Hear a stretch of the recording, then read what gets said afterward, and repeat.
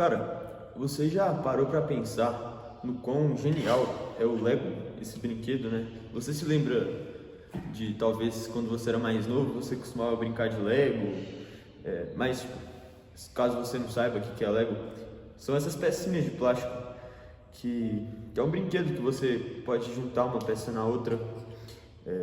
São diversos tipos de peças, de tamanhos e formatos diferentes, que aí você pode ir colocando, encaixando uma na outra, e assim você pode construir diversas coisas como carros ou naves, ou o que sua imaginação quiser, né? Até onde sua imaginação chegar.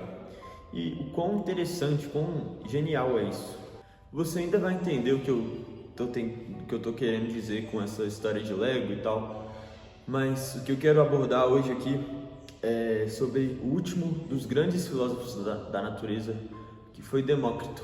E caso você não saiba quem e o que são esses filósofos da natureza, eu já abordei isso no último vídeo, então eu recomendo você dar uma checada lá antes de assistir a esse.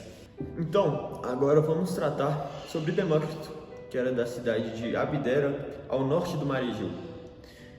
E você pode ver em alguns lugares, em outros lugares, as pessoas chamando Demócrito pelo nome de Demócrito de Abdera, que é, né, o nome dele, Demócrito, mas Abdera, que era a cidade onde ele nasceu. Mas aqui eu vou estar chamando ele apenas pelo nome dele de Demócrito, ok? Então, se você conseguiu entender por que o Lego, o brinquedo Lego, é um brinquedo tão interessante, você não vai ter dificuldades em entender qual era o projeto do Demócrito, ou seja, qual era a pesquisa dele. Demócrito foi um homem rico e ele usou sua fortuna para estudar em diversos lugares diferentes do mundo, como a Grécia, a Ásia e o Egito. Então, nessas viagens dele e com todas essas fontes de informação que ele obteve durante a vida, ele acabou conseguindo adquirir um vasto conhecimento, se tornando um dos homens mais sábios da época. Seu mentor era Leucipo de Mileto, que também foi um outro grande filósofo dessa época, dos primeiros filósofos da Grécia Antiga, né? E muitas coisas, muitas ideias e teorias de Demócrito se confundem com seu mestre Leucipo. Então, às vezes a gente não consegue distinguir o que é uma ideia específica de Leucipo e o que é uma ideia de Demócrito, porque naquela época não havia uma distinção mesmo entre os autores. Só que durante a história, né, quem teve maior destaque histórico mesmo foi Demócrito. Demócrito concordava com alguns de seus antecessores, alguns dos filósofos antecedentes a ele, ao dizer que as transformações da natureza não envolviam uma transformação na essência das coisas, mas, na verdade, o que ele presumiu, a conclusão que Demócrito chegou, é que a natureza seria composta completamente por pecinhas muito pequenas da matéria que seriam invisíveis, eternas e imutáveis. E ele deu a essas coisas, a essas pecinhas que formam tudo, o nome de átomos. Presta atenção nesse exemplo aqui. Imagina que você está tentando montar uma casa de Lego. Aí você está montando essa casa aqui, né, encaixando uma pecinha na outra. Aí depois que você monta essa casa, você resolve ir lá e desmontar essa casa e construir um carro. Nesse exemplo aqui, a casa que você tinha montado antes deixou de existir? Sim. Mas agora, alguma coisa se transformou em essência?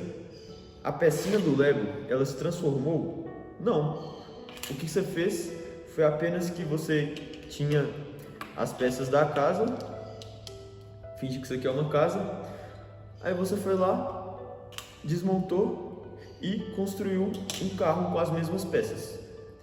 E era exatamente isso que Demócrito queria dizer, que as transformações, na verdade, nada mais seriam do que uma reorganização dos átomos, que os átomos podiam se configurar de uma forma que fizesse uma coisa e depois eles podiam se configurar de outra maneira para fazer alguma outra coisa. Da mesma forma que desse exemplo aqui, né, do Lego que pode se transformar em um carro e uma casa. Só que são as mesmas peças. A palavra átomo vem do grego antigo, dessa palavra esquisita aqui, e quer dizer indivisível.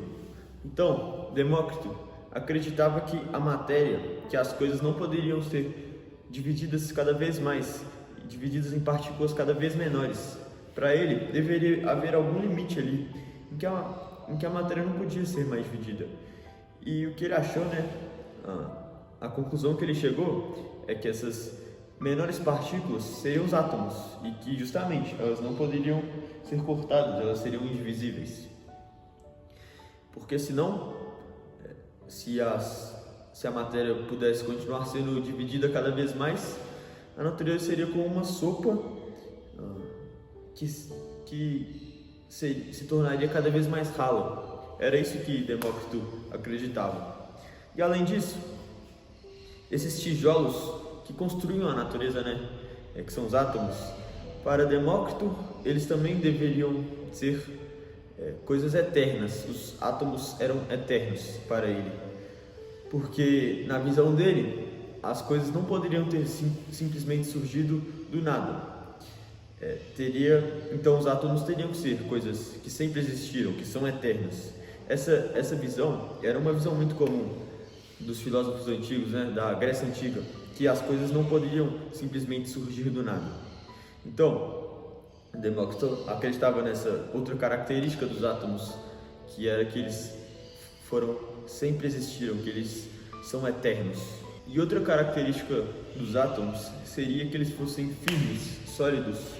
Porém, eles não poderiam ser idênticos uns aos outros, porque senão não faria sentido que eles se combinassem e formassem coisas tão diferentes quanto, sei lá, um pinheiro ou pelo de urso, por exemplo.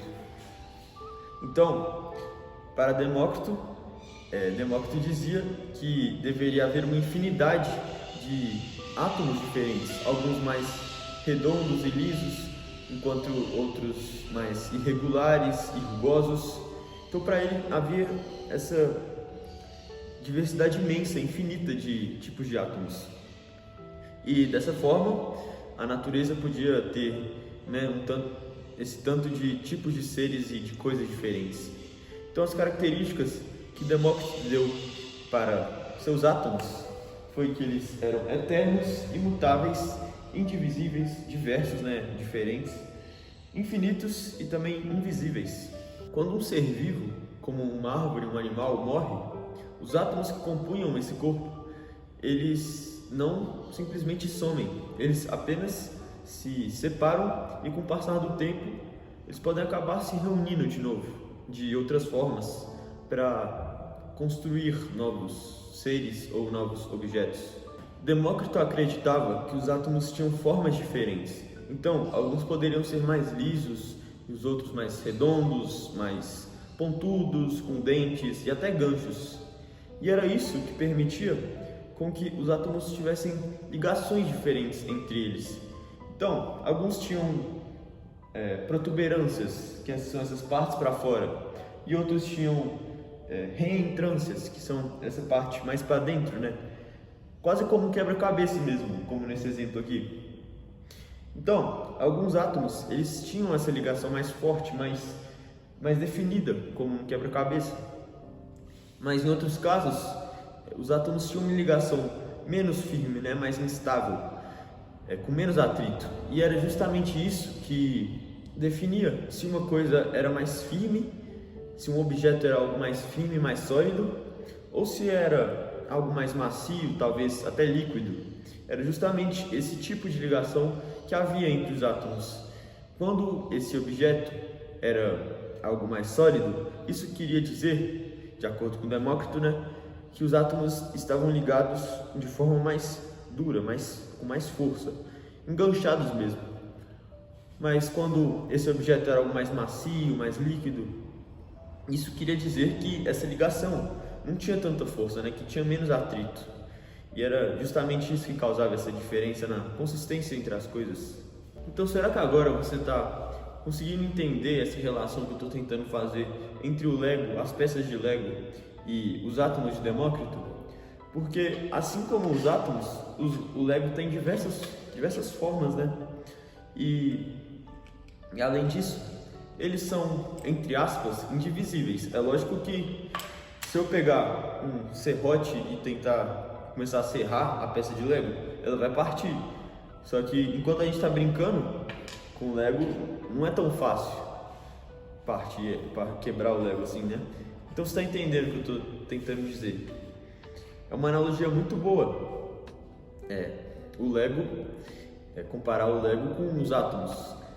E também outra característica do Lego são que o Lego é sólido, é um brinquedo bem sólido, bem firme. E também tem todas essas protuberâncias e reentrâncias, né, que a gente estava falando ali, que permite um encaixe e uma combinação entre as peças que faz com que a gente possa criar construções e objetos diferentes usando o Lego, assim como no caso dos átomos. E ao mesmo tempo que a gente pode fazer um carro com as peças, a gente pode fazer uma nave também com as peças de Lego. E muito parecido também com os átomos, que eles podem se organizar de uma forma para fazer uma coisa, algum ser vivo, algum objeto, e podem se reorganizar de outra forma para fazer outra coisa. Isso é justamente uma das coisas que faz o Lego ser um brinquedo tão popular, porque num dia você pode montar o Lego e fazer um carro, e no outro dia você pode fazer, sei lá, qualquer coisa que você quiser, assim, praticamente você consegue fazer com o Lego. Mas claro, o Lego não é um objeto eterno, como Demócrito dizia que os átomos eram. Só que se a gente pegar um recorte de tempo, desde o dia que você nasceu até o dia que você vai morrer, durante esse tempo todo, o Lego, né, o brinquedo, ele não vai deixar de existir. E, por exemplo, uma criança de atualmente, ela pode estar brincando com o mesmo Lego que os pais dela brincavam quando eles eram mais novos, né?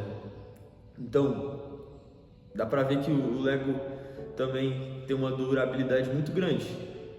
E eu tô tentando dizer isso para tentar te mostrar por que o Lego é uma analogia tão legal para tentar entender os átomos de Demócrito. Hoje em dia, nós podemos quase afirmar que a teoria atomista de Demócrito estava correta.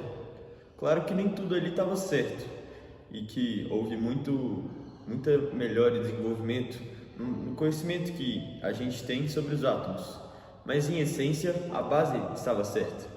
A natureza é realmente composta por átomos que se combinam e voltam a se separar, e que, por exemplo, um átomo que está na ponta do meu nariz pode ter um dia pertencido à tromba de um elefante.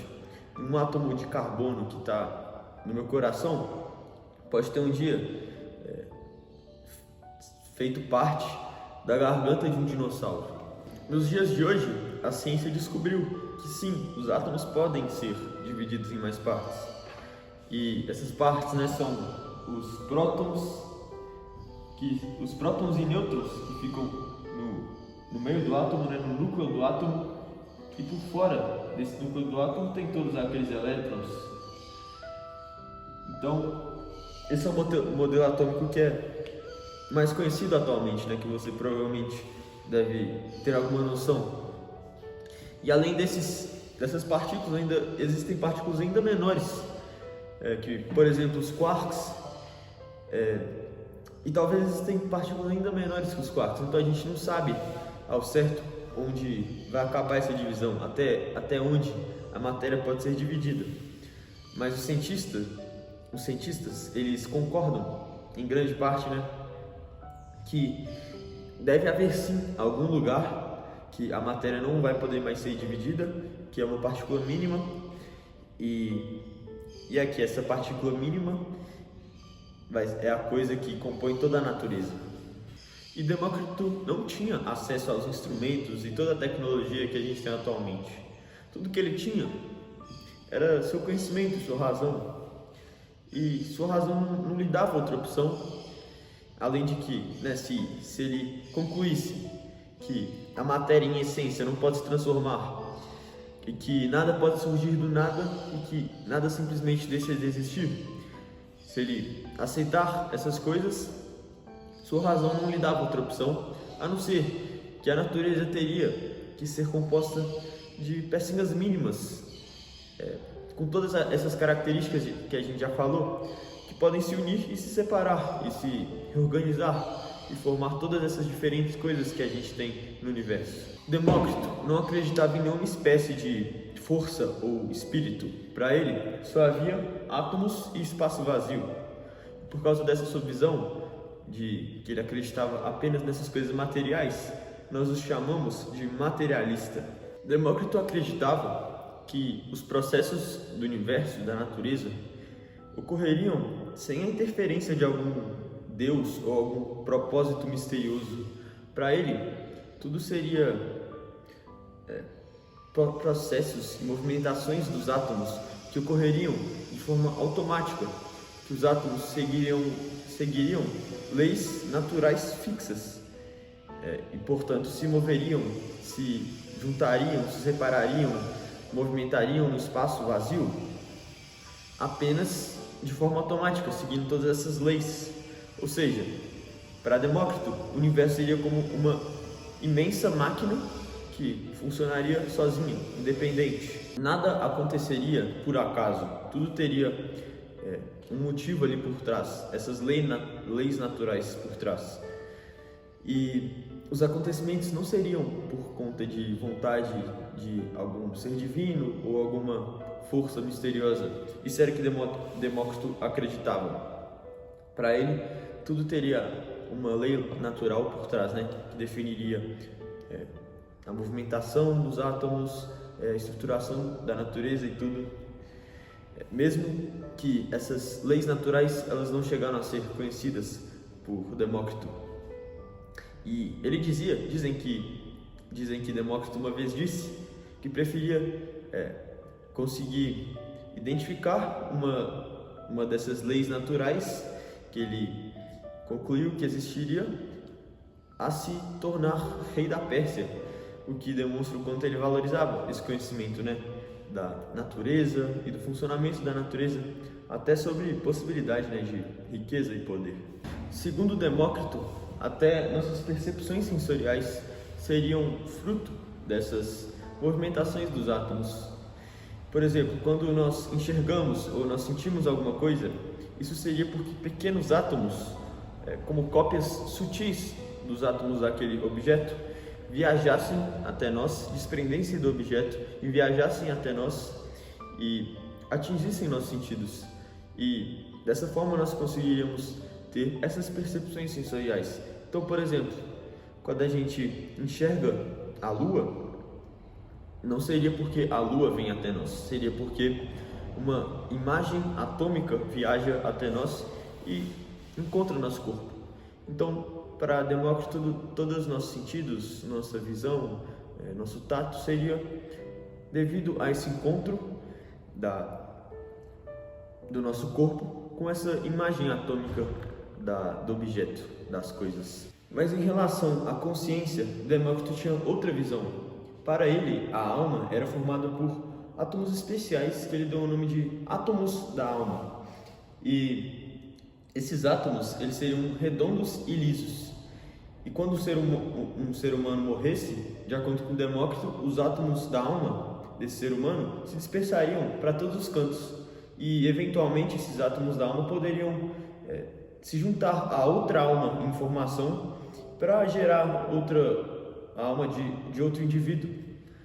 Isso quer dizer que Demócrito não acreditava na existência de uma alma imortal, que é um pensamento que algumas pessoas hoje em dia também compartilham, que a alma, a consciência, e o cérebro estão intimamente ligados e que não tem como comprovar direito que existe alguma forma de consciência sem ser a que a gente conhece, cerebral. Isso é uma coisa que muitos acreditam hoje em dia e que Demócrito, né, acreditava já, uma vez que ele dizia que quando um ser humano morre, os átomos da alma desse indivíduo se dispersam para todos os cantos. Então, com sua teoria atomista, Demócrito estabeleceu um outro patamar, um outro nível de pensamento na filosofia grega antiga.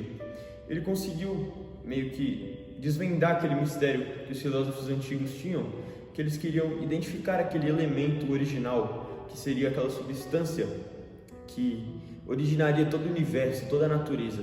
Demócrito conseguiu meio que desvendar esse enigma com sua teoria sobre os átomos e tudo. E além disso, ele também conseguiu esclarecer bem aquele debate que existia entre esses filósofos antigos sobre as mudanças e as transformações da natureza.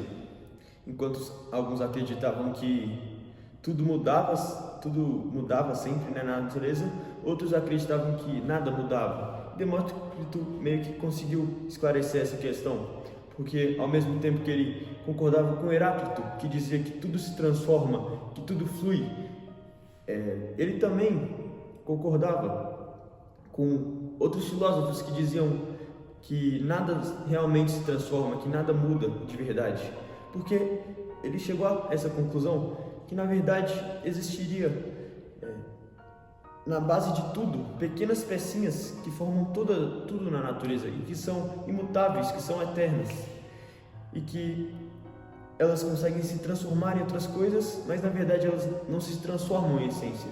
E Demócrito deu a essas pecinhas o nome de átomos. Até mais.